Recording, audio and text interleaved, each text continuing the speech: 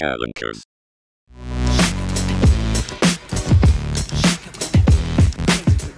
Alors, il est 5, on va pouvoir démarrer. Donc, bonjour à tous ceux qui sont arrivés entre-temps.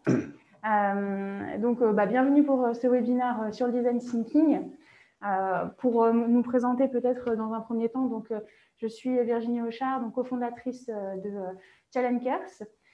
Et je suis accompagnée pour ce webinaire de Dan Nguyen, qui est le CEO de Challengers et qui va du coup animer avec moi ce webinaire. Et donc Thomas qui vous fait signe voilà, à l'écran et de Challengers également et s'occupera là pour ce webinaire de la réalisation technique. Et donc on reçoit aujourd'hui Bertrand Fritsch. Alors je ne sais pas, moi je ne vois pas la caméra de Bertrand, je ne sais pas si elle est lancée. Je suis là. Si, d'accord. Je suis là. Ok, parfait. Voilà, Bertrand qui nous rejoint pour ce webinaire sur le design thinking, expert du design thinking, fondateur de INEUP Conseil.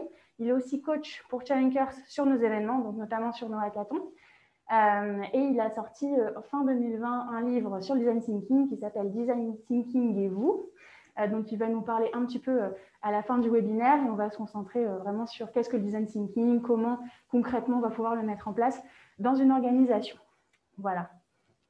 Donc, avant de donner la parole à Bertrand, voici comment on va dérouler un peu le webinaire. Donc, Bertrand va faire une présentation du design thinking pendant à peu près une trentaine de minutes. Et ensuite, nous aurons en fait un temps de questions-réponses qui devrait durer une dizaine de minutes. Et pour finir, pour ceux qui le souhaitent, nous pourrons avoir un moment dédié à vos témoignages.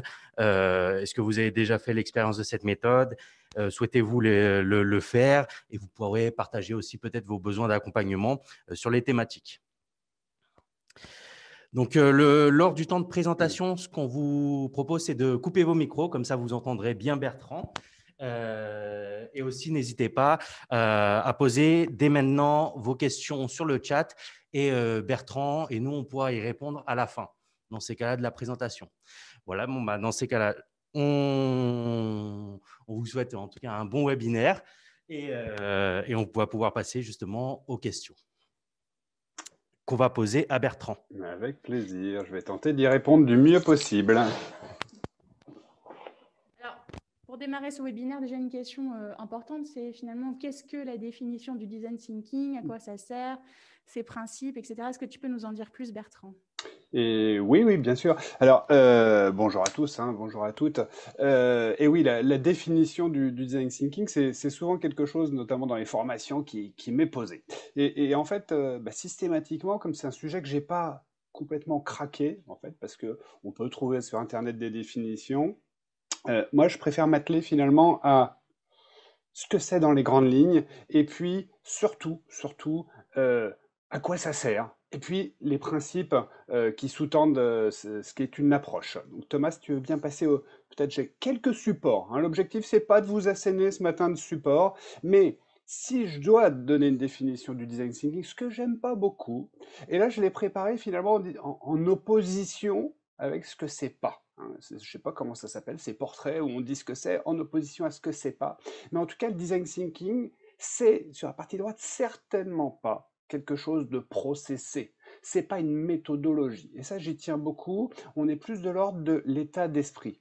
C'est quelque chose, du coup, qu'on acquiert. C'est quelque chose qui se travaille et qui peut guider, finalement, toutes nos façons de faire. Ça devient presque quelque chose de l'ordre du réflexe. Donc, une logique, un état d'esprit, et certainement pas un process. Et puis, ce qui j'aime à dire que c'est une approche qui est effectuelle. Ça veut dire, c'est un terme qui doit être tiré directement de l'anglais, je crois pas qu'on le trouve dans le littré en tout cas, celui-ci. Ça veut dire que tout ce que l'on fait dans une approche en design thinking, tout est tourné vers l'action. Et c'est vraiment, plutôt que des longs temps de réflexion, c'est un peu de réflexion, beaucoup d'action, du test. Donc on est sur une logique qui l'oppose à une approche causale, où on va s'atteler aux causes qui produisent des effets, où on va analyser. Là, on est sur quelque chose, on découvre, on tente et on apprend. Donc c'est quelque chose qui est tourné vers l'action. Et pour illustrer ça, je vais utiliser un exemple. Imaginez-vous dans une entreprise, dans une tour, à la Défense ou ailleurs, peu importe d'ailleurs, tout le monde dit cet ascenseur, cette espèce de goulot d'étranglement le matin et le soir, il est trop lent. Du coup, il nous faut attendre. Eh bien, quand on est sur une approche en design thinking, qu'est-ce qu'on va faire? On va pas s'atteler à dire que s'il est trop lent, on va le dédoubler, on va grossir la taille de la nacelle, on va mettre un moteur qui est plus rapide, etc., etc. On va plutôt s'atteler à dire ce temps d'attente, qui est finalement incompressible pour nous, comment on peut le mettre à profit? Est-ce qu'on pourrait le mettre à profit pour créer du lien avec ses collègues, pour baisser la charge mentale, pour je sais pas quoi? En tout cas, on va plutôt, vous voyez, essayer de contourner. On va peut-être se dire aussi, comme il y a un goulot, comment on pourrait inciter les collaborateurs à prendre les escaliers si tant est qu'il y en ait. Voilà. Mais en tout cas, on ne va pas se concentrer sur l'aspect technique, mais plutôt sur l'aspect des usages. On interagit avec cet ascenseur, il est trop loin, comment on peut rendre cette interaction un peu moins douloureuse, voire complètement bénéfique. C'est ça le design thinking. Thomas, si tu veux bien tourner. Donc ça, finalement, c'est quand on fait un essai de ce que c'est. Et à quoi ça sert? Ça sert, alors ce terme est aussi un peu galvaudé, le terme d'innovation, mais moi je l'oppose à l'invention. Bon, je ne suis pas le seul à le faire, mais ça veut dire que l'innovation, elle a vocation à donner des usages à des choses qui existent, à des technologies souvent. Et donc sur la partie droite, on a des inventions, ce sont des choses qui sont souvent faites pour la beauté de l'art. On ne sait pas bien à quoi ça sert, et ça n'empêche que ça a une certaine valeur, mais en tout cas, ce n'est pas celle qu'on attend en design thinking. Il y a des choses qui sont de l'ordre de la recherche et développement, la recherche peut-être fondamentale autour des technologies, des techniques. Eh bien, dans le design thinking, tout ça on met de côté. Au même titre qu'on met de côté tout ce qui est du style, hop, il y a eu un petit souci, c'est pas grave, de l'ordre de tout ce qui est du style. Hein, parfois on dit du mobilier et des designs, là on n'est pas du tout là-dessus. On est sur de l'innovation, d'aller dans la nouveauté. On est sur la nouveauté au travers des usages. Usage, usager, utilisateur, vous allez voir, c'est un terme qui revient très souvent, l'utilisateur. Et donc, des interactions. On est dans les expériences humaines. Notre ascenseur, juste avant, tous les collaborateurs, tous les jours, ils interagissent avec cet ascenseur. Eh bien, on va s'atteler à ça.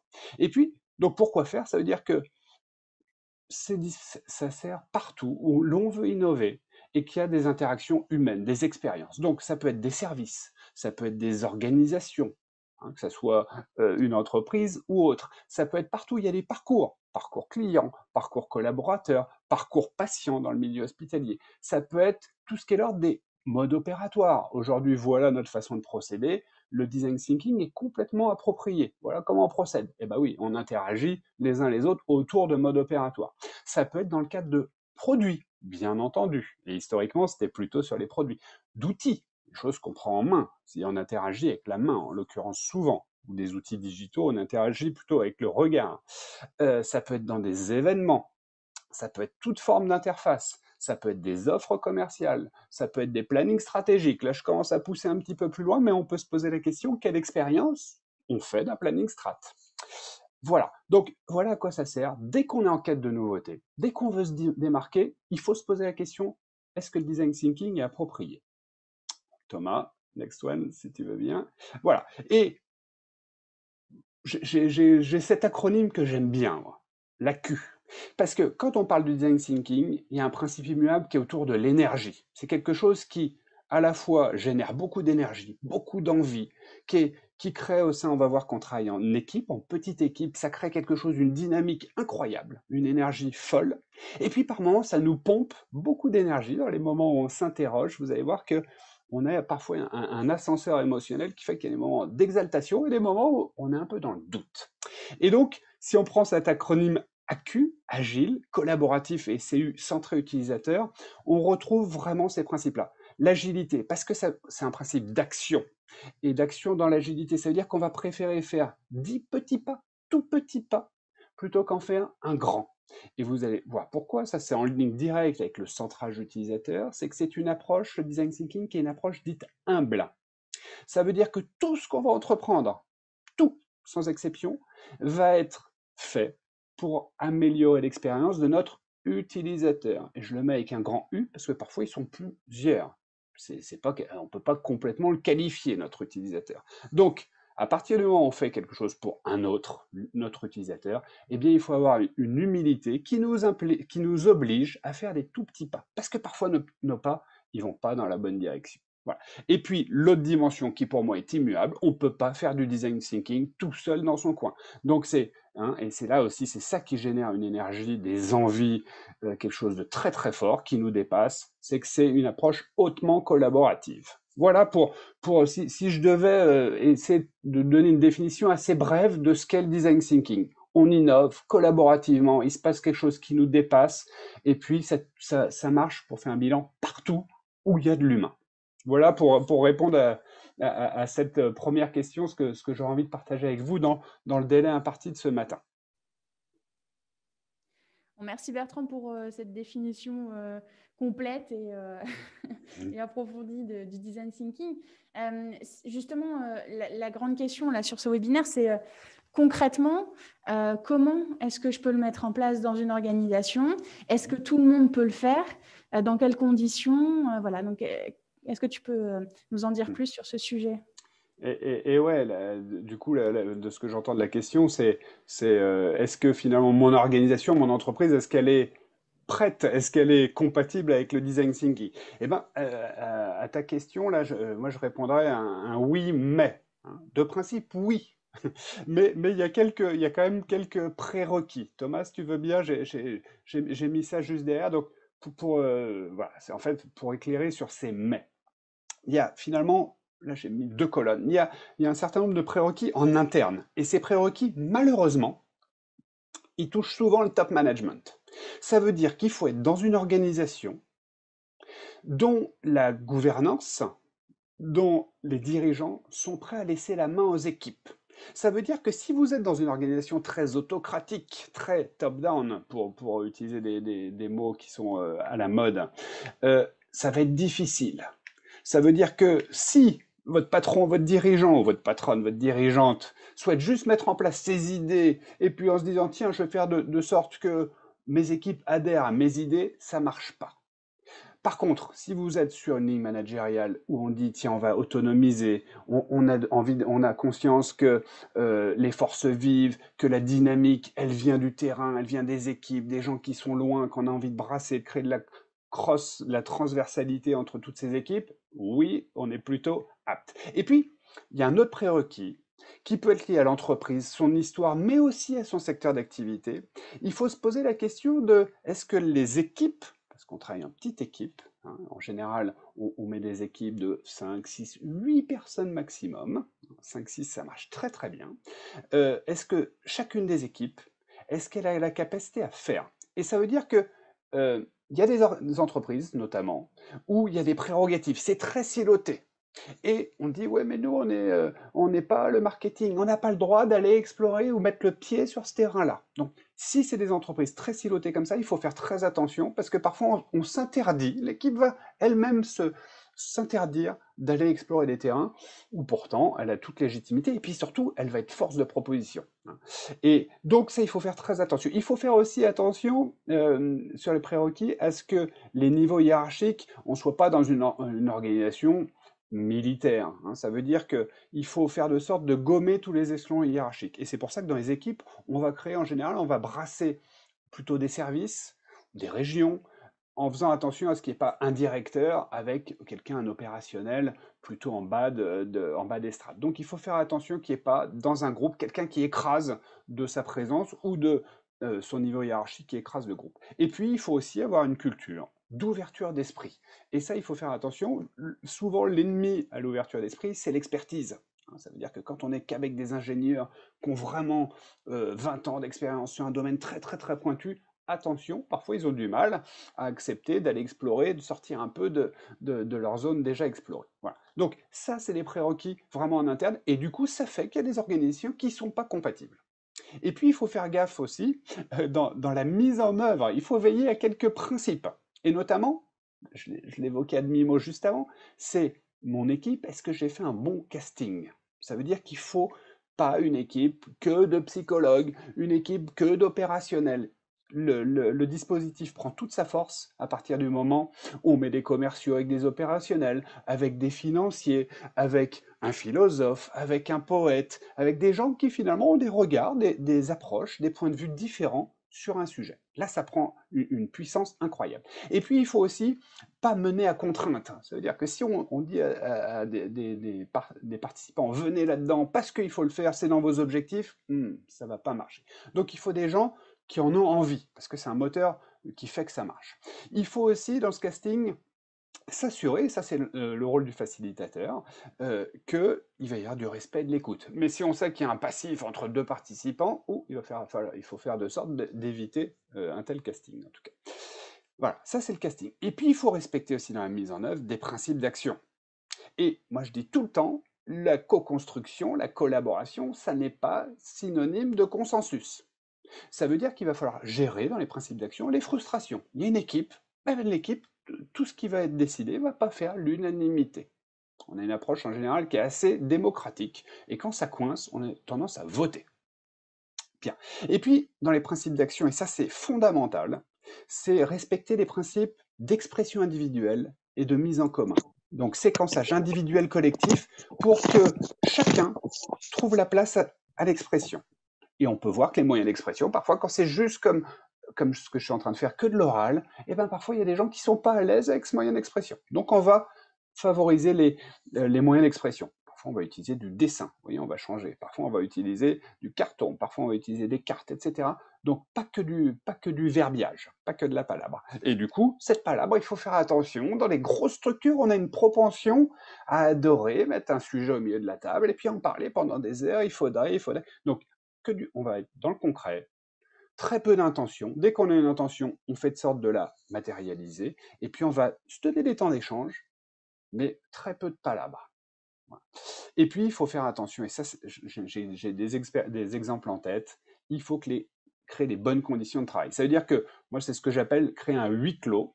Ça veut dire que c'est pas un endroit top secret, mais le pire du pire, c'est quand, par exemple, on vous dit, nous, DRH, on organise et puis on va venir en observateur. Ça, c'est terrible. Il faut que dans notre équipe, tout le monde soit à la manœuvre. Et il n'y en a pas qui ont un rôle un peu spécial. Ça marche pas. Parce que ça tire tout vers le bas, et puis on a l'impression d'avoir un œil de Moscou, quelque chose, ça marche pas. Voilà. Donc, sur le principe, toutes les entreprises sont capables. Il faut juste regarder le casting, et puis regarder aussi la ligne managériale si elle est compatible avec cette approche, parce qu'il y en a qui ne le sont pas. C'est une évidence. Il ne faut pas chercher à se battre. Voilà pour répondre à cette seconde question, Virginie. Alors, ou alors je peux continuer, peut-être que là c'est un peu ésotérique mon truc, hein. C'est un peu de principe. Thomas, si tu veux bien tourner la suite, pour rentrer dans le concret. Voilà. Donc là je vous propose, tout à l'heure je vous disais, c'est pas un process. C'est pas un process parce qu'on peut démarrer plein d'endroits. On peut l'utiliser dans sa totalité. Et là, finalement, ce que je vous présente, c'est la totalité de l'approche. Et puis, dans la mesure où c'est un état d'esprit, on peut aussi, en fonction des cas, utiliser qu'une partie, qu'un principe de tout ce qu'il y a là-dedans. Là, je vous présente 3 diamants. Les Anglais, ils en ont que 2. Moi, c'est ma version à moi, mais ça change pas grand-chose. Il y en a qui en ont 8. Ce qui est important sur ces schémas, c'est de regarder, donc c'est une ligne, hein, on part bien de la gauche, on va démarrer d'une thématique. Un besoin business, quelque chose, on sent qu'il se passe, une intuition, notre activité historique, elle est atone, on sent que le marché est en train de se retourner, on a envie, une association, elle sent qu'elle a besoin d'être plus impactante, etc., etc. On part d'une thématique. Et puis, en fait, on va succéder, c'est pour ça que ce sont ces triangles, ces losanges, vont se succéder des séquences bien délimitées, séquencées, hein, donc en série, des séquences de divergence. On va partir d'un point et puis on va agrandir le scope. Et puis des moments où on va en avoir beaucoup et on va être obligé pour avancer, principe d'action, on va être obligé de se focaliser sur l'essentiel. Donc divergence, on augmente le scope. Et puis action, on décide pour avancer. On ne peut pas avancer sur quelque chose, sur un terrain trop large, donc on se refocalise. Divergence, convergence, ça c'est un principe, en permanence on utilise ça. Bien. Donc, le premier, je vais passer vite parce que derrière un exemple, le premier, la partie de gauche, de couleur rouge ou violette, c'est la partie où on va se centrer sur l'humain. Tout à l'heure, je parlais des usages, ça veut dire qu'on va voir autour de notre thématique, quels sont les usages. Et puis, on diverge parce qu'on va aller capter beaucoup de matière. On va aller rencontrer, on va aller explorer la thématique auprès du ou des utilisateurs, et puis on va récolter de la matière, leurs besoins, leurs difficultés, etc. On va en avoir trop. Pour avancer derrière, on va définir. Définir, ça veut dire que l'équipe va, sur la base de son expérience, de ses convictions, va s'emparer d'un certain nombre de sujets. Et la gageure, c'est de partir d'une thématique assez large, et souvent business, ou liée à une activité, et puis de la transformer au point 2, au point 2, en une problématique utilisateur. Une problématique qu'on va figer et auquel on va se tenir parce que ça va être pendant tout le projet, toute la démarche, ça va être notre étoile du berger. Ça va être ce pourquoi le problème majeur et ça va être ce pourquoi l'équipe se mobilise. Donc il va y avoir une intention là-dedans. Bon. Sur le bleu, une fois qu'on a ça, donc on a rétréci le scope. On est parti d'une thématique large, on a quelque chose de très focalisé. On va imaginer une multitude de solutions. C'est les phases d'intelligence collective, d'idéation, de créativité. Certains vont les appeler brainstorming. Donc, pourquoi on diverge? C'est que d'un problème utilisateur, on va imaginer 100, 200, 500, 1000, je m'arrête là, idées de solutions.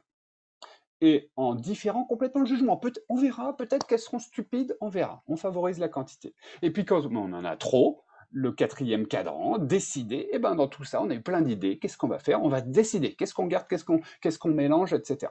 Pour finalement arriver à une idée de solution, une sorte de concept. Quelque chose encore embryonnaire, très, très vague. Et c'est pour ça que juste derrière, il va falloir une idée en soi, elle vaut pas grand-chose, tant qu'elle n'a pas été concrétisée. Donc on va la concrétiser, ça veut dire qu'on va lui donner de l'épaisseur, et c'est pour ça qu'on diverge. On va la concrétiser, voilà clairement comment ça marche, on va passer par endroits de certaines intentions à des incarnations, voilà comment ça marche notre truc.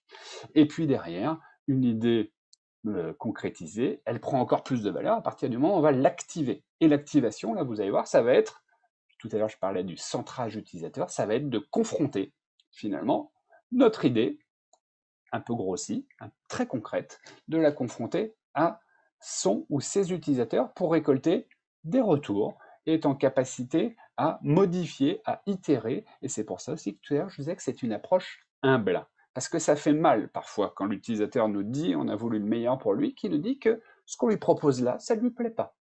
Pas du tout, ou ça lui plaît si, ou ça lui plaît qu'un peu. Il aurait voulu qu'on aille plus loin. Donc il y a un côté qui peut faire mal, et là ça rejoint aussi la pile, c'est que là on a besoin d'aller repiocher dans l'énergie qu'on a eue précédemment. Ça reste encore, je l'ai mis concrètement, mais ça reste un peu abstrait. Thomas, tu veux bien tourner la page suivante? Voilà, un exemple. Un exemple qui est un peu un piège. Je ne sais pas pourquoi, en préparant, je me suis dit, tiens, et si on parlait du cartable d'écolier? On est tous, a priori, ici, allés à l'école, on a tous eu un cartable, on a eu beaucoup de choses à en dire, peut-être de ce cartable, je ne sais pas. En tout cas, c'est un piège parce que si on devait aborder, imaginons on est dans une entreprise qui vend des cartables et puis se dit, waouh, on est concurrencé par les sacs à dos de grandes surfaces, on se rend compte que Decathlon, il commence à en vendre beaucoup, on voit nos parts de marché qui s'érodent. Bon. Très concrètement, l'approche, ça serait quoi là? On va se concentrer sur, on va se dire, c'est qui les utilisateurs du cartable? Très spontanément, et je l'évoquais, on va se tourner vers les élèves. Je fais attention au temps, hein, il me reste 5 minutes. On va se tourner vers les élèves. Mais on peut se dire aussi, parfois, c'est les parents le matin qui vérifient dans le sac, hein, ou qui ont des choses à penser du cartable de l'écolier. Ça peut être les enseignants. Hein, je parlais encore une fois d'usage d'interaction. Il y a bien des moments où l'enseignant en classe, il interagit avec le cartable. C'est peut-être les personnels de nettoyage, ça peut en être d'autres. En tout cas, tous les personnels qui évoluent autour de ce cartable. Donc la phase d'exploration, première, qu'est-ce qu'on va faire? Eh bien, tout bêtement, on va aller rencontrer, on va explorer la thématique du cartable, ça veut dire qu'on va aller rencontrer des élèves, on va peut-être les observer, on pourrait peut-être faire un vie ma vie, peut-être, hein, dire et si je retourne à l'école, comment je préparerais mon cartable, et à chaque fois, ce qui est important, c'est qu'on va pointer les difficultés auxquelles on fait face. Vous voyez, on est bien dans l'expérience. Les problèmes, éventuellement, les besoins, les astuces. Ah, moi j'ai une astuce, j'ai mis ça hein, dans mon sac pour pas abîmer ci, pour être sûr que j'ai ça. Donc souvent, on développe autour de soi des astuces pour parer aux difficultés. Donc on va aller capter au mieux tout ça.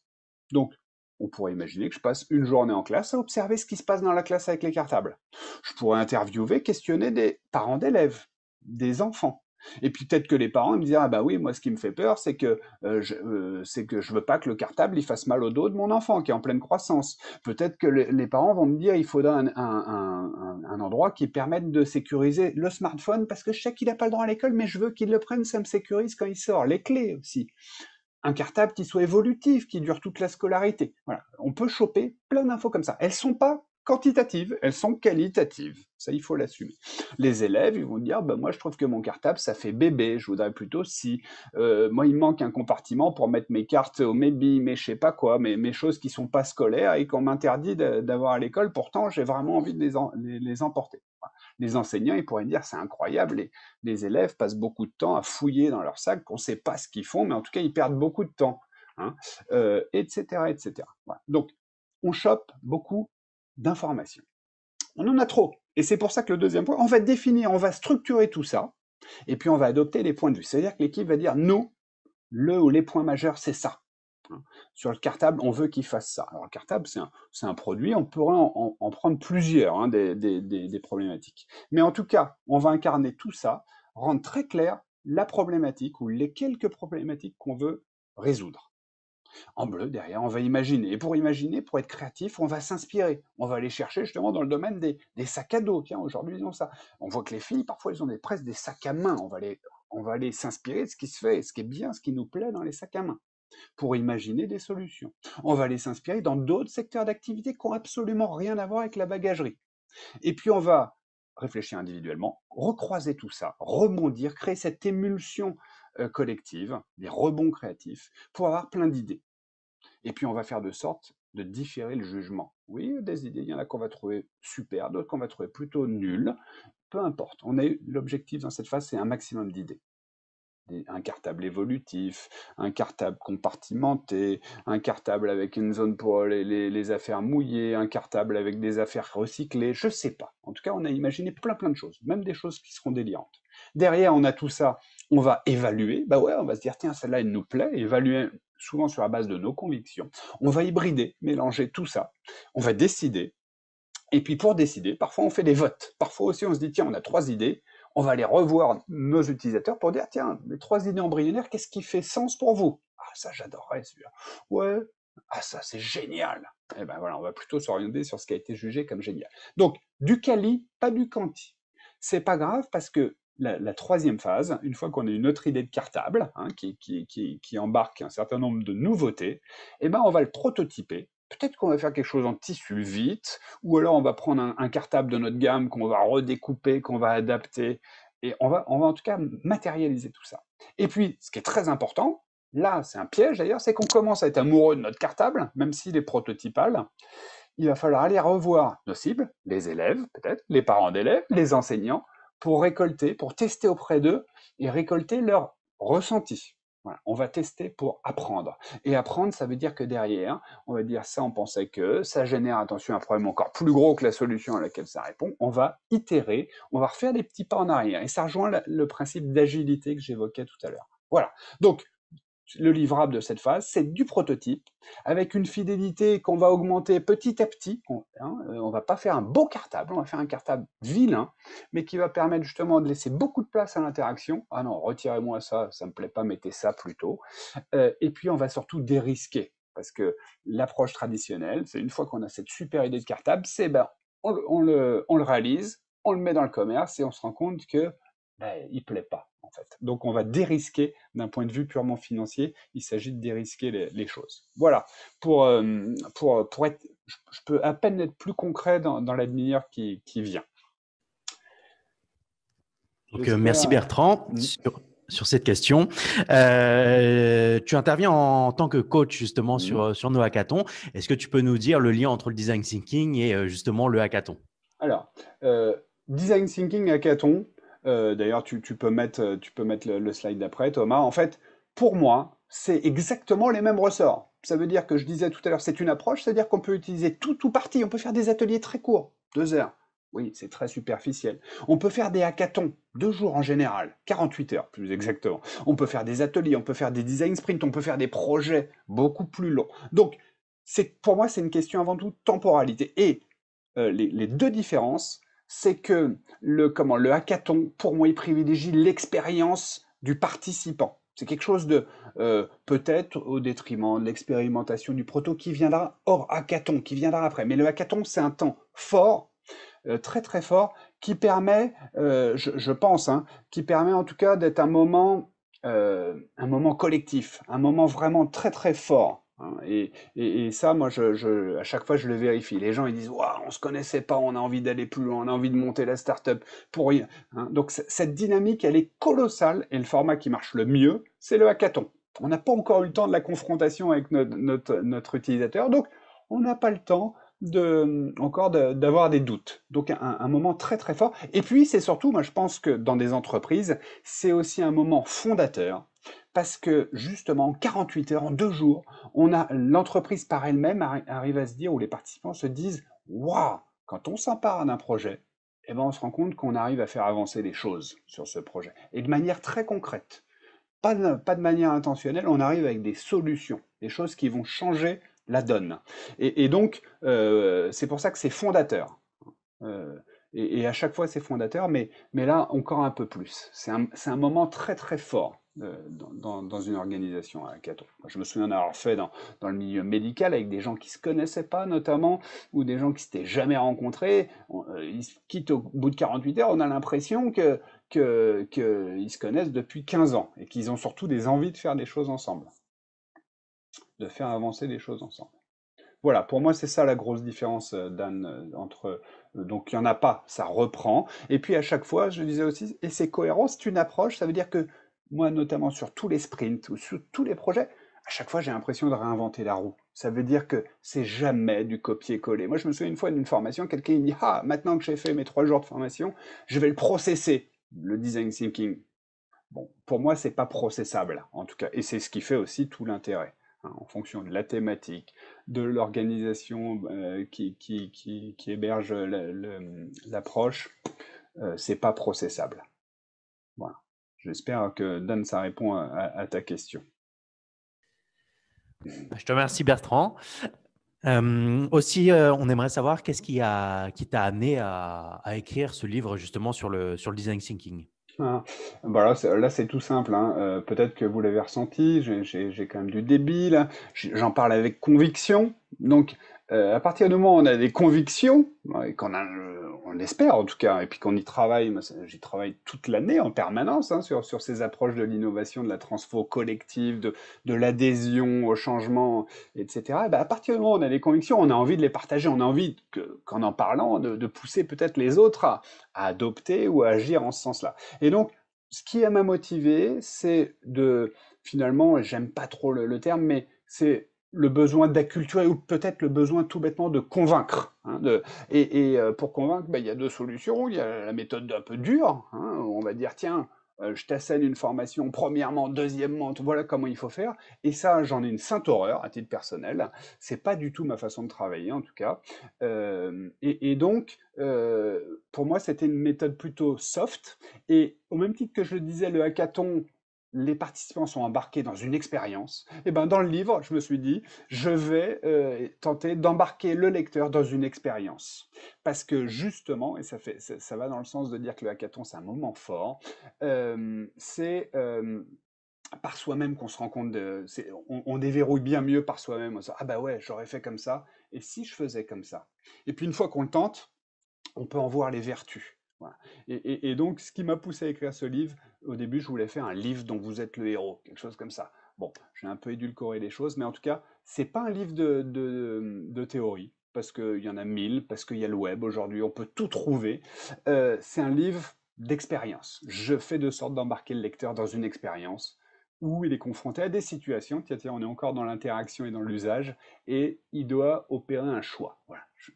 Face à ça, je fais plutôt ci, je fais plutôt ça, et voilà pourquoi je l'ai écrit. Puis j'avais envie c'était une quête un vrai plaisir, et puis écrire, c'est aussi la certitude de faire avancer, de maturer sa réflexion personnelle. Voilà pourquoi j'ai eu envie d'écrire ce bouquin. Voilà, je crois que j'ai beaucoup parlé. Merci Bertrand. Donc après cette présentation, vous avez certainement des questions. Alors justement, on a une remarque. Vous ne parlez pas beaucoup de l'ego des membres de la hiérarchie. Alors Bertrand, est-ce que tu as une réaction?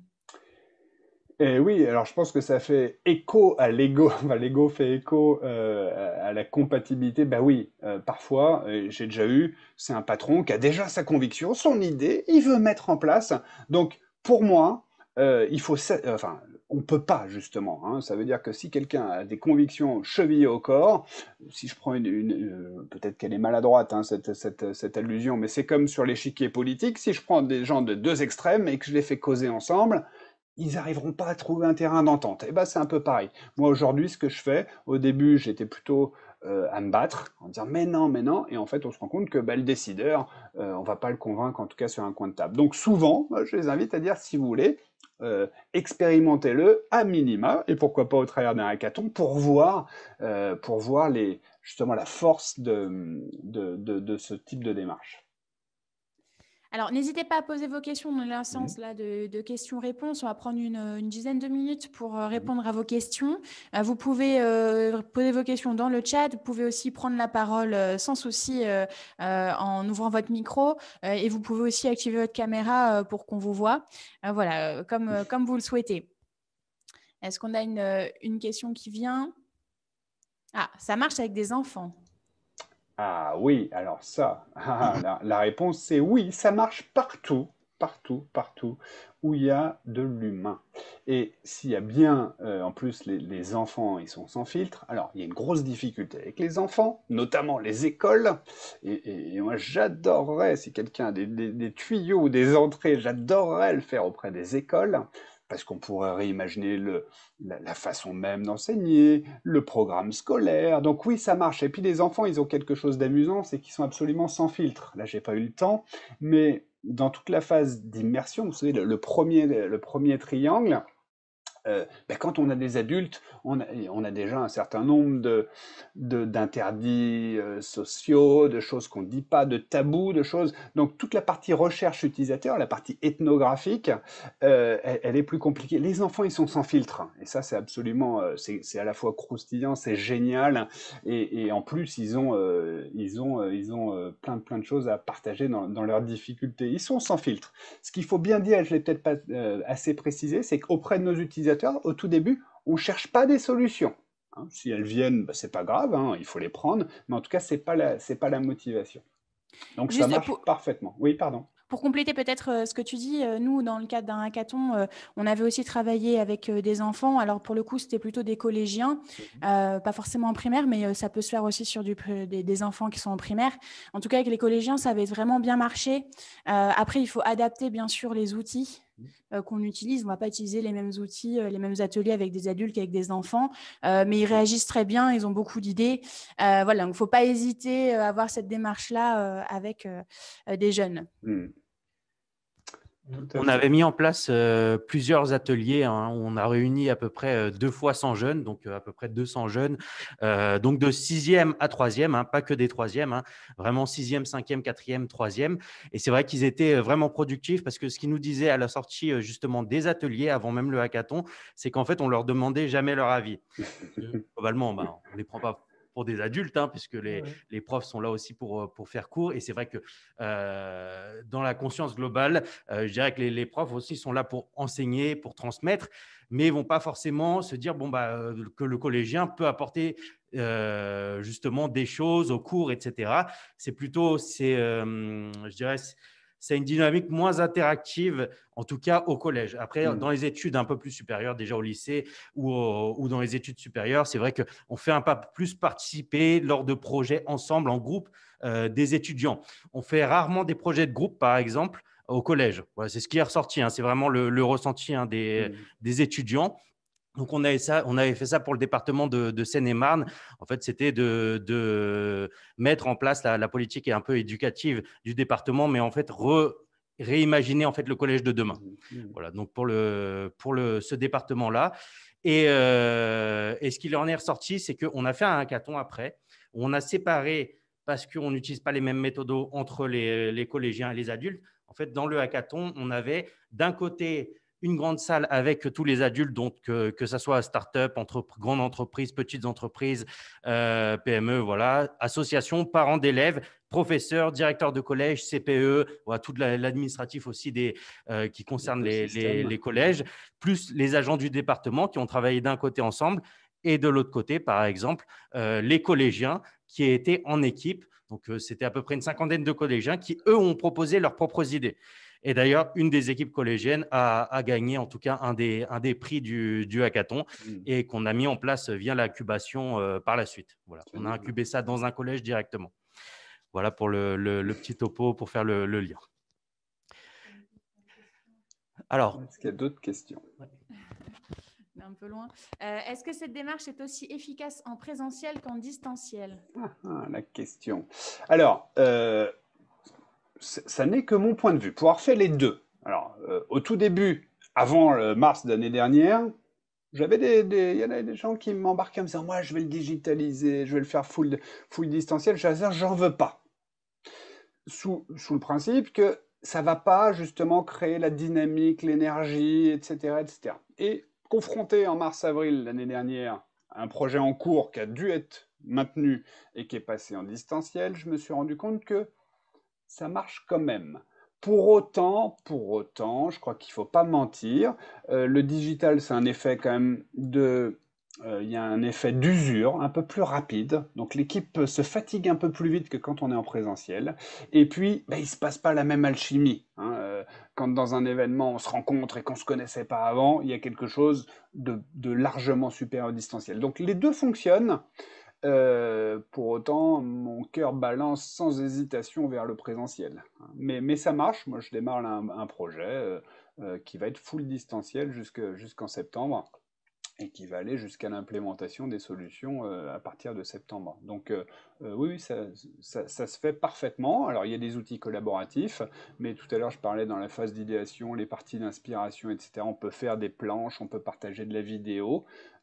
Ça a quelques avantages.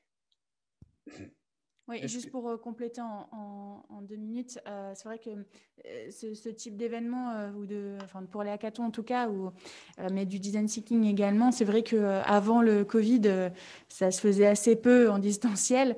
Le Covid a finalement nous a un peu obligés à modifier un peu ça. Et finalement, c'est vrai que ça marche assez bien. On se prête assez facilement au jeu aussi. Voilà, ça rentre dans les mœurs. Et puis, en fait, on arrive à des résultats intéressants. On a les outils qu'il faut pour aussi, pour faire en distanciel du collaboratif, etc. Donc, oui, aujourd'hui, on peut. La question suivante. Quelle est la durée moyenne d'un projet, d'un atelier design thinking dans une entreprise? Une session one-shot ne me semble pas suffisante, mais quid dans la pratique? Ouais, je suis assez d'accord. Alors, en fait, tout va dépendre de. Tout à l'heure, j'évoquais la thématique de départ. Parfois, la thématique est très, très focalisée. Ça veut dire qu'elle est déjà très restreinte. Et puis, parfois, elle est très large. Je vais prendre un exemple. Il n'y a pas longtemps, c'est un cabinet conseil managérial qui dit il faut qu'on se réinvente. Voilà. Donc, il faut qu'on se réinvente parce qu'on sent que le monde change et dans un monde qui change, notre offre, elle est en train de s'éroder gentiment mais sûrement. Donc si on ne fait pas quelque chose maintenant, dans 2 ans, dans 5 ans, on est mort. Voilà. Donc c'est sûr que quand on part d'une thématique aussi vague que ça, un one-shot, c'est pas suffisant. Donc là, pour ce client, j'ai embarqué 10 collaborateurs, c'est un projet qui a duré, qui s'est étalé sur 2 mois, qui a été assez dynamique. On a dû se voir quelque chose comme 8 fois.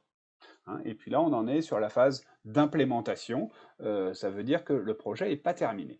Après, sur le cartable, pour moi, on peut faire déjà quelque chose de one-shot, parce qu'on est sur du produit, c'est quand même beaucoup plus concret. Ça serait un sujet plutôt facile. Donc, c'est très difficile. Là, pour vous donner un exemple, celui que j'évoquais, là, je démarre un projet, ça s'accompagne ça dure jusqu'au 14, enfin la semaine du 14 juillet, ça se termine pour 8 équipes. Mais c'est un format très très très concentré et ça doit être l'équivalent de 25 jours d'accompagnement de ma part auprès d'eux, sans la dimension communication, juste pour faire avec 8 équipes. Donc c'est pour ça que c'est très très variable Et ça dépend de l'intention. Si on veut aller dans quelque chose qui est mis en place, je suis complètement d'accord, le one-shot, ça suffit pas. Et on l'a vu notamment, et Dan, tu l'exprimais juste avant, et ben, quand je dis c'est qui l'utilisateur, on se rend compte que sur 99% des sujets, il y en a plusieurs des utilisateurs. Alors, il y en a souvent un principal, mais il y en a d'autres. Et donc, si on veut explorer toutes ces dimensions, déjà, il faut en fait paralléliser les ateliers et les parcours. Et donc, ça multiplie. Donc, c'est très, très difficile. Ça peut aller de 2 jours, hein, 2, 3 jours. Si on a juste envie, ça m'est déjà arrivé sur des scénarios un peu d'anticipation, de déflorer le champ des possibles, 2 jours, ça suffit. Si on veut aller taper dans le concret et de la mise en place, c'est effectivement quelque chose qui va s'étaler plutôt sur 2 mois et demi, 3 mois pour amener des projets testés. Hein, parce que vous avez vu vers la partie droite, c'est on les pro auprès des utilisateurs. Alors, on a pas mal de questions qui s'enchaînent. Oui. Alors, la prochaine, c'est pourquoi est-ce que Design Thinking, pourquoi c'est un nom anglais? Est-ce que cette méthode vient des États-Unis?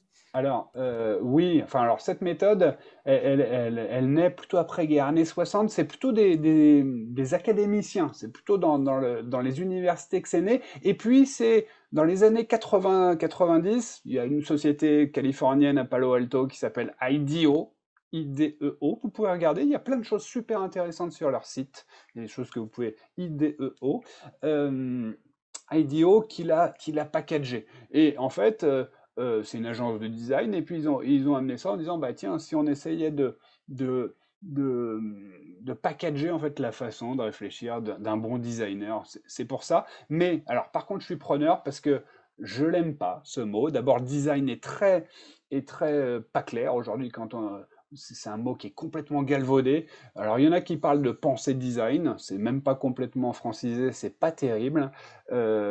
J'ai pas de. Parfois, je pense qu'il faudra lui donner un nom qui a rien à voir. Mais effectivement, ça vient plutôt des États-Unis, même s'il y a eu des Anglais. Il y a le UK Design Council qui a été très actif, notamment ce que je vous ai présenté avec les diamants, ce qu'ils appellent les diamants, les losanges. C'est plutôt côté anglais. Mais oui, ce sont les anglo-saxons. Ils ont un peu picoré et ils ont eu cette force de le packager, de le marketer, en fait, chez IDEO. Donc oui, c'est américain et ça a mis du temps à traverser ça a mis du temps à traverser l'Atlantique finalement. Alors, on n'a plus que quelques minutes, donc on va prendre les 2 dernières questions qui ont Ouais. été posées, puis on va s'arrêter sur les questions. Mhm. Donc, la prochaine, c'est as-tu des exemples d'initiatives combinant design thinking et RSE? Non, non, alors que le sujet est énorme pourtant. Non, j'ai pas d'exemple. En fait, ce qui est important, c'est que dans la partie immersive, en fait, à chaque fois, l'objectif, c'est de questionner sur d'autres thématiques. Et je pense que la partie environnementale, c'est là qu'elle rentre. Si je reprends l'exemple du cartable, justement, on va peut-être se poser la question aux parents d'élèves, aux enseignants, ça serait, enfin, qu'est-ce que vous en pensez, hein? Et puis les parents qui expriment, ça, j'aimerais bien un cartable qui fasse toute la scolarité depuis, peut-être n'importe quoi d'ailleurs, hein, mais j'adorerais quelque chose qui fait depuis le CP jusqu'au lycée, jusqu'en terminale, ça serait super. Non, j'ai pas d'exemple comme ça, mais en tout cas, toutes ces modifications sociétales, souvent, elles sont à l'origine, ou ces changements d'optique sont à l'origine de projets comme ça, hein.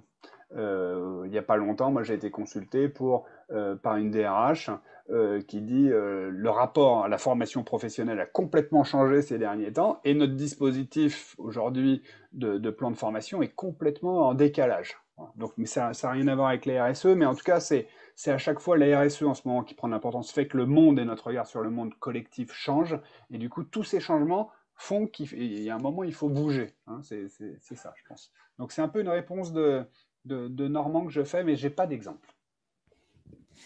Alors, et donc, oui, la dernière question, outre temporalité, quel est le budget dédié à ce type d'exercice dans les pratiques in and up? C'est difficile de répondre, hein. Si c'est un atelier de 2 heures, je vous disais, un atelier de découverte qui va permettre d'activer un certain nombre de choses, ça va être une journée. Si c'est 6, 8, 10 personnes, ça va être une journée, une personne. Donc là, ça fait que c'est un budget qui est raisonnable. Après, il y a parfois, sur des gros projets d'accompagnement, ça fait un budget qui dépasse les 100 000 euros. Ça peut, hein. Moi, j'ai déjà bossé il y a quelques années sur l'isolement des seniors. Hein. En vieillissant, on se retrouve seul, et puis parfois complètement seul, loin des siens. Et donc, ça coûte cher, notamment à la sécurité sociale en antidépresseurs et en hospitalisation. Et donc, c'était de travailler là-dessus. C'est un projet qui a duré 1 an et demi avec de l'expérimentation in vivo. Donc là, c'est des projets, c'était 200 000 euros le budget, hein, c'est quelque chose comme ça. On était plusieurs à intervenir, chacun à son niveau. Donc c'est difficile, ça peut aller de 1500 euros, même pas peut-être, et puis dans le milieu associatif, souvent, on le fait moins cher parce qu'on a envie de le faire. Donc ça peut aller de 0 à 200 000 euros et peut-être même beaucoup plus, hein, sur des projets très, très, très, très larges. Ça va dépendre du scope, hein. Voilà, c'est vraiment, en fait, si vous avez une idée en tête, bah, contactez-nous, hein, et puis on pourra vous le dire très concrètement ce qu'il en coûte, hein, ou donner une enveloppe, hein. C'est ça. Simon Richard, justement, pose la question, hein, quelle fourchette de budget pour 2 jours de hackathon pour 30 à 50 personnes. Donc, je vous invite déjà à nous contacter, Simon. Pour répondre à la question, comme le disait Bertrand, ça varie complètement en fonction de votre besoin et de ce que vous avez besoin de faire.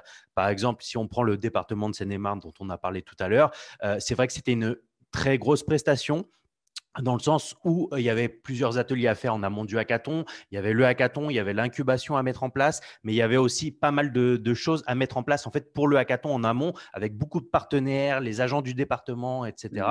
Et là, c'est vrai qu'on est à des budgets qui sont à plus de 100 000 euros. Voilà. Par contre, vous basez pas dessus, il y a aussi des hackathons qui sont beaucoup moins chers parce que justement, on met moins en place de choses. Exemple, par exemple, des hackathons 100% en ligne peuvent être un peu moins, enfin, sont moins élevés en prix. Et là, on est potentiellement sur quelques dizaines de milliers d'euros, voilà, voire moins. En tout cas, on n'est pas que sur des budgets, voilà, dont on parlait, 200 000 euros, 100 000 euros. C'est pas du tout ça. Ça peut démarrer vraiment sur une fourchette basse. Voilà, ça peut être 15 000, 20 000 euros pour débuter. Voilà, ça dépend de ce qu'il y a à mettre dans la prestation. Ça dépend si le hackathon est que sur 1 jour, sur 2 jours, combien de participants aussi, hein, et exactement ce qu'on met en place pour le hackathon. Voilà. Donc, c'est des prix qui sont vraiment variables en fonction de la prestation qu'on a à mettre en place. Voilà. Mais de façon générale, oui, c'est des montants qui peuvent être entre 30 et 50 000 euros. Voilà. Pour répondre un peu à la question, mais en tout cas, je vous invite à nous contacter par la suite. Donc, merci Christophe. Alors, ce que je vous invite à faire par la suite, donc on va prendre quelques minutes pour continuer ensemble un peu notre discussion avec vos témoignages. En fait, on passe un peu, je dirais, en mode fin de petit déjeuner. Voilà, c'est un peu ça. Donc, certains d'entre vous, est-ce que vous avez déjà mis en place le design thinking? Est-ce que vous avez déjà mis en place un hackathon? Est-ce que vous avez l'intention de le faire? Et est-ce que vous avez besoin d'accompagnement aussi? Voilà. Donc, n'hésitez pas à… Où sont les croissants? Bon, bah, on vous les donne virtuellement. On essaye en tout cas. Voilà.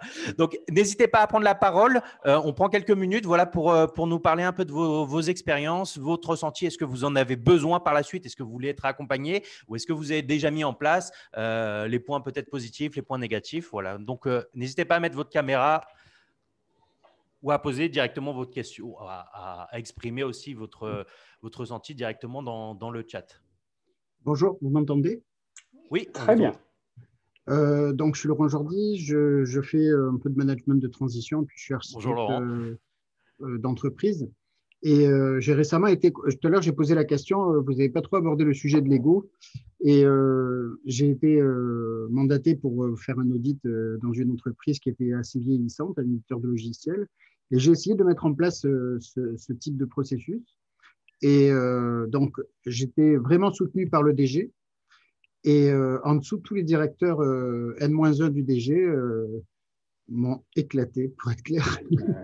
Parce que jamais, j'ai essayé d'introduire le lean management avec notamment une méthode qui s'appelle SAFe, qui est vraiment une implémentation des modes agiles, et donc de mettre en place du design thinking pour la mise en œuvre du DevOps, Donc, le DevOps, c'est le système qui va permettre de produire automatiquement des logiciels une fois qu'ils ont été codés, de les déployer, etc. La mise en place de nouvelles formes de réunions, etc. Et en fait, il y a eu un blocage réel de la part de la hiérarchie supérieure. Donc, moi, j'ai fait le contraire, de faire du top-bottom, j'ai fait du bottom-top. Et en fait, ça n'a pas fonctionné du tout, du tout. Donc, si vous avez des conseils, je suis preneur. Voilà. Qui répond? Alors, moi, à l'issue, Laurent, à l'issue, là un peu moins depuis le premier confinement, mais habituellement, je fais quand même beaucoup de formations, notamment auprès de professionnels, sur des approches comme ça, pour des entreprises pour qui c'est nouveau. Moi, le conseil, et je donne rarement des conseils, mais là, j'ai cette conviction basée sur mon expérience, c'est qu'il faut démarrer tout petit. Et probablement, là, le piège qui s'était ouvert et dans lequel vous êtes tombé, peut-être, hein, c'est justement de démarrer par quelque chose de gros, pas de taper tout de suite sur le core business, notamment. Et souvent, moi, j'invite à dire, faites l'expérimentation sur quelque chose qui n'est pas stratégique, qui n'est pas dans votre core business. Hein, je sais pas, moi, le truc, le sujet un peu tarte à la crème, ou le truc qu'on a déjà essayé 2-3 fois de faire avancer, mais ça motive pas, ou ça donne vraiment pas ce qu'on attendait. C'était exactement le cas. C'est-à-dire qu'il y a eu 2 tentatives précédentes. D'accord.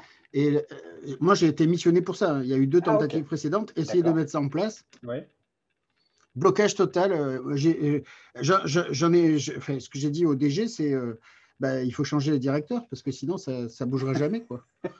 Ah bah, après c'est ce que je disais. Ouais, alors peut-être que j'ai pas bien répondu à la question, mais et c'est pour ça qu'il faut se poser la question du casting et de la compatibilité de l'organisation avec ces approches. Ça veut dire que, et c'est vrai, que si on est avec des directeurs, ou des directrices d'ailleurs, hein, je ne fais pas de sexisme là-dedans, mais qui ont des idées absolument arrêtées et des attitudes du style « Ouais, t'es gentil, ça fait 20 ans qu'on fait comme ça, et puis donc tu vas pas nous apprendre la messe, la machin », c'est sûr que si on a ce genre de tempérament, pour moi, on n'est pas dans le casting. Et voilà, donc, et ça, c'est fondamental. Et c'est pour ça que c'est difficile aussi, cette approche, et qu'à titre personnel, moi, je m'engage toujours sur déployer j'aime pas ce terme, hein, mais déployer un processus, enfin, un dispositif qui est mûrement réfléchi et qui est partagé avec le commanditaire, mais en tout cas, je m'engage jamais sur les résultats, parce que ça m'est déjà arrivé aussi, hein, des gens comme ça. Notamment, moi, c'était avec des services marketing. Je me souviens d'une directrice marketing qui, elle voulait pas manifestement rentrer dans le jeu. Elle voulait pas. Hein. C'était pas qu'elle savait pas, c'est qu'elle ne voulait pas. Donc, dans ces cas-là, il faut soit revisiter les équipes, ou alors, c'était une grosse entreprise dont vous parlez, Laurent, ou pas? Non, c'était 50 salariés. Ouais, d'accord. 50 salariés, 5 directeurs, Ouais. 20 ans d'existence. Il ne faut pas embarquer les directeurs dans ce cas-là, là-dedans. Mais le truc, c'est qu'au départ, ils étaient tous open. Oui, bienvenue, machin, on est intéressé. Pour torpiller. Non, c'est pas ça. C'est qu'à la fin, ils n'ont pas voulu lancer la mise en œuvre. C'est tout. D'accord. Mais bon, je pense que ça arrive. J'ai une amie, j'en ai parlé avec une amie qui est RH, consultante RH, et elle m'a dit, moi c'est pareil, quand je fais des audits RH, les gens, ils n'ont pas envie d'entendre qu'ils ne sont pas les meilleurs du monde, quoi. Même s'ils ne sont pas les meilleurs du monde. Alors, juste pour rebondir un peu sur ce que vous disiez, de toute façon, ce qui est sûr, c'est qu'il faut absolument avoir l'appui de la direction pour appuyer en fait la démarche. Si par exemple la direction générale appuie le sujet, déjà on a plus de poids auprès des directions intermédiaires. Donc ça c'est un premier point, mais qui fait pas tout puisqu'on peut pas obliger non plus les gens. Après le second point qui marche pas forcément tout le temps, mais en tout cas qui est une approche qui fonctionne souvent, c'est vraiment une sensibilisation des managers à ce qu'est la démarche, pourquoi est-ce qu'on l'a fait, qu'est-ce que ça veut dire, est-ce que ça veut dire qu'ils font mal leur boulot depuis 10 ans? Non, c'est pas ça que ça veut dire. Ça veut juste dire que peut-être que les besoins ont évolué, que ça se passe pas tout à fait comme ça se faisait avant, qu'il faut revoir la démarche, etc. et qu'en fait, cette démarche-là ne remet pas du tout en cause leurs compétences, en fait, ni leur métier. C'est tout simplement une façon de faire un peu différente, de prendre en compte les retours clients de manière un peu différente. C'est une expérimentation et voilà, qui ne remet pas en cause leurs compétences ni leur job, en fait. Parce que souvent, c'est ça, en fait, qui va bloquer, c'est qu'ils ont l'impression qu'on passe outre et que finalement, ils ont un peu peur que ce qu'on trouve, ça aille pas dans leur sens et que ça remette en cause peut-être ce qu'ils ont fait précédemment, etc.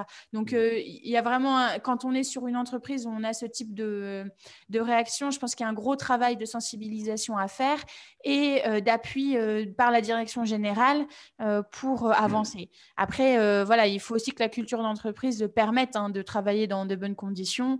Nous, avec Bertrand, on avait fait aussi une expérience voilà, où ça s'était passé diversement.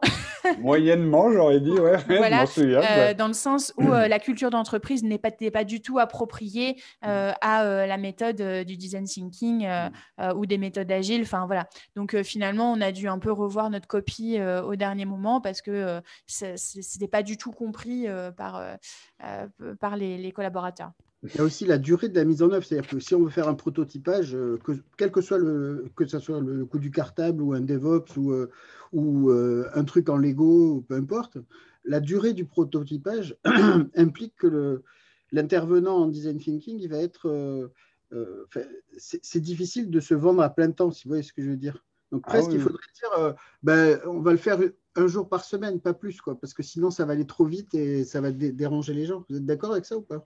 Alors, sur Laurent, il y a une méthode qui s'appelle, d'ailleurs le bouquin est quand même très bien fait, qui s'appelle de Jack Knapp, qui est traduit en français, au début c'était qu'en anglais, qui s'appelle Design Sprint, 5 jours pour changer, enfin. Donc, eux, ce sont des Américains, c'est un Californien, le mec, il prétend que c'est du lundi au vendredi. Il prétend que c'est de 9h à 16h, qu'il faut une pause, voilà. Donc c'est carré, c'est limite dogmatique, mais lui dit c'est 5 jours non-stop et ça marche du feu de Dieu. Je l'ai testé chez Google Venture en long, en large et en travers. Voilà. Moi, mon expérience, ça me fait dire que mobiliser 5 jours d'affilée dans une entreprise, une équipe comme ça, c'est super compliqué. Voilà, c'est tout. Donc, à titre perso, moi, à chaque fois que je l'ai fait, c'était justement 2 jours, puis un jour la semaine d'après, puis tous les lundis, ou tous les jeudis, ou tous les vendredis, je me souviens pas. Mais c'est souvent comme ça, une sorte de continuum de présence.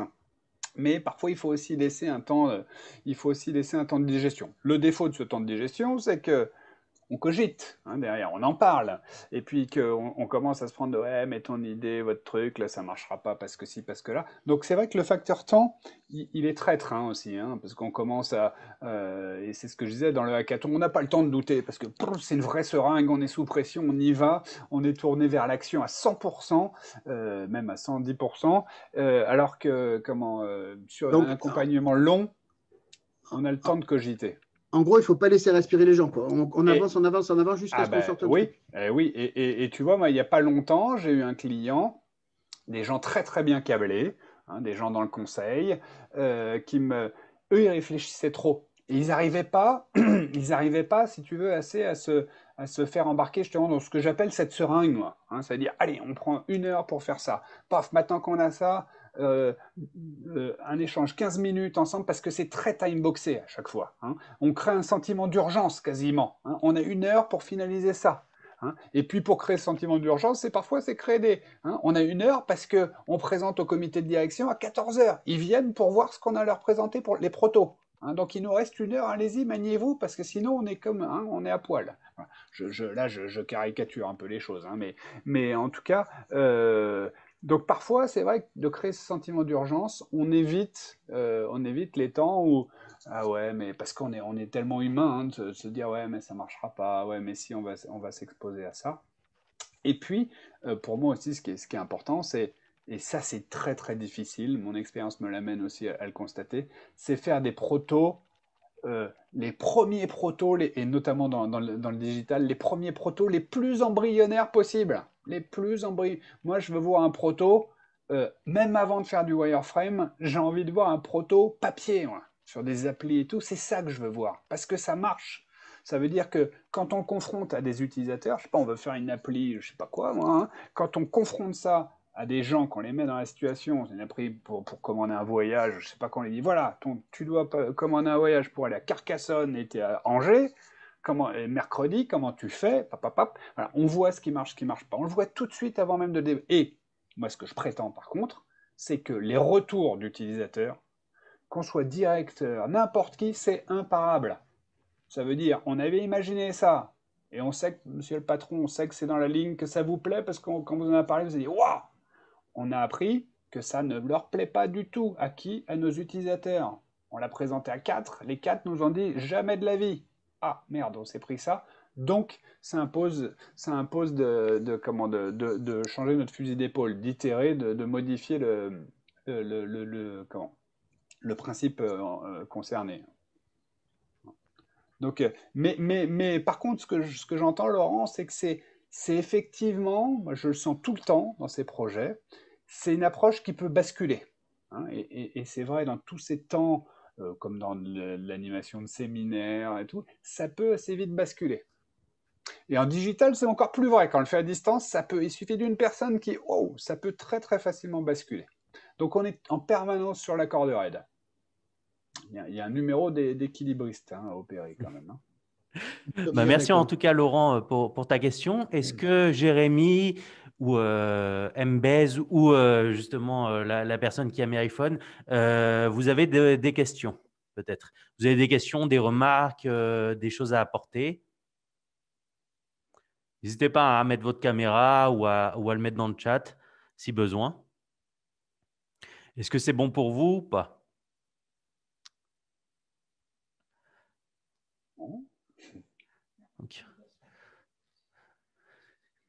Ok, bon, bah super. Donc, Laurent, on se souvient de toi. Tu étais justement tu avais participé à un de nos hackathons. Donc, on s'est dit, ah bah tiens, Laurent est là au début de la visio. Va-t-il encore râler comme la dernière fois? Non, mais non, on ne s'est pas dit ça. Bon, en tout cas, on espère qu'on a répondu à ta question. Et juste pour rebondir, une dernière chose, tout à l'heure, que Virginie et Bertrand t'ont répondu. Mais je vais ajouter qu'en plus de la sensibilisation, peut-être ces directeurs, si possible, oui, potentiellement ne pas les embarquer, mais si on n'a pas le choix, ou même si c'est une envie de le faire, d'essayer de co-construire avec eux même la démarche. En fait, même avant de commencer les étapes, en fait, de co-construire, les inclure, en fait. Inclure quelqu'un, en fait, c'est comme si là, en fait, il va créer la chose, il va créer quelque chose qui n'est pas une menace pour lui. En fait, par exemple, si tu te mets autour de la table avec ces 5 directeurs-là, vous allez créer des choses peut-être qui vont… ça ne va pas être exactement comme vous vouliez exactement le faire, mais en tout cas, vous allez les inclure. Et eux, ça va correspondre peut-être mieux à leurs attentes. Et là, pour le coup, ils vont plus l'accepter parce que ça vient d'eux, en fait. En fait, quand ça vient d'eux, quand ça vient des personnes, en général, bah, après, ils ne retournent pas trop leur veste. Voilà, de façon générale. Hein.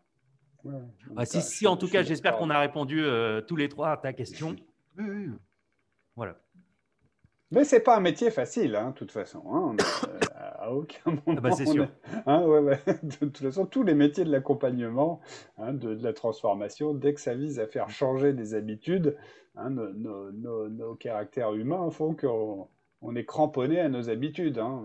Et même dans les comités de direction, ils disent tous on veut innover, et dès qu'on casse un peu leurs habitudes, oh là là, attention, et mon business model, et mon truc, et mon ci, et mon là. T'as que des objections. Hein. En tout cas, merci, merci à tous pour votre participation. Un grand merci, de merci m'avoir accueilli. Un grand merci de m'avoir accueilli. Merci à Thomas aussi pour la réalisation. Il y en a qu'on voit un peu moins, mais dont on a vraiment besoin. C'est pareil sur les hackathons. Donc, merci beaucoup. Merci. Excellente journée. À titre personnel, en tout cas, moi je suis à votre dispo. Il y a les adresses mail, les contacts, il y a LinkedIn, il y a tout ce qu'il faut, ou via Challengers ou directement, peu importe. En tout cas, n'hésitez pas à poursuivre si des questions vous venaient, des envies, des interrogations, plein de choses. N'hésitez surtout pas. Restez pas avec ça dans votre coin. Hein. Tout à fait. Donc, vous avez les contacts là qui s'affichent. N'hésitez pas à nous contacter. Pareil, hein, pour toute question, pour renseignement, pour questionnement, peut-être dans une expérience que vous vivez aussi de votre côté. Voilà, n'hésitez pas et on vous souhaite une très bonne journée. Voilà, merci beaucoup. Merci. Bonne journée Au à toutes et à revoir. tous. Au Bonne journée. revoir.